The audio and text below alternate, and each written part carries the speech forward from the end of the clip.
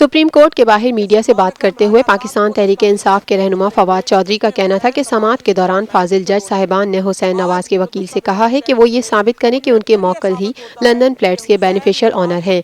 आज पेश की गई दस्तावेजात से साबित हो गया हुसैन नवाज कंपनियों के मालिक नहीं, उनके पास 2006 की दस्तावेजात भी मौजूद नहीं।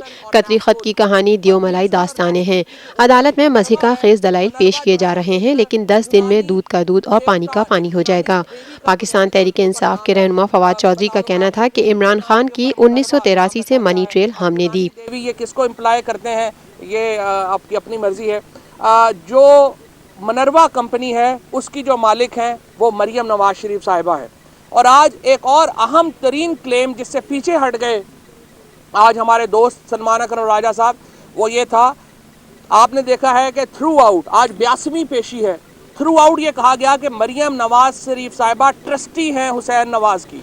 और आज सलमान अकरम राजा साहब ने हमें बताया कि वो सिर्फ 4 महीनों के लिए ट्रस्टी बनी थी, वो इससे पहले भी ट्रस्टी नहीं थी, उसके बाद भी ट्रस्टी नहीं थी।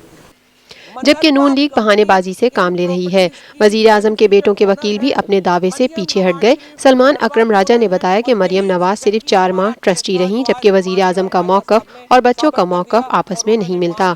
दानियाल अजीज अपनी इस्तात के मुताबिक चैलेंज करें। दानियाल अजीज सिर्फ फयाजुल हसन चौहान से मनाजरा कर लें। फवाद चौधरी ने मजीद कहा कि वजीर आजम का मौक़िफ़ अपने बच्चों और बच्चों का वजीर आजम से नहीं मिलता, उनके वकला का मौक़िफ़ भी एक दूसरे से नहीं मिलता। अदालत ने कहा सच के लिए हर मुमकिन तरीका इख्तियार किया जाएगा, उनके पास कहने को कुछ नहीं बचा। अटॉर्नी जनरल और इदारे अपना मौक़िफ़ देंगे। क्या वजीर आजम इस काबिल रह गए हैं कि मुल्क का इंतज़ाम चला सकें? मुस्लिम लीग नून को अपना वजीर आजम मुंतखब कर लेना चाहिए।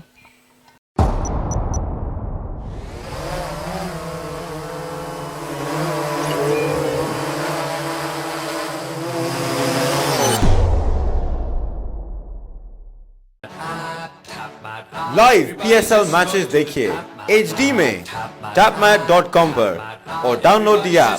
To order our TV boxes call 021 351 55511।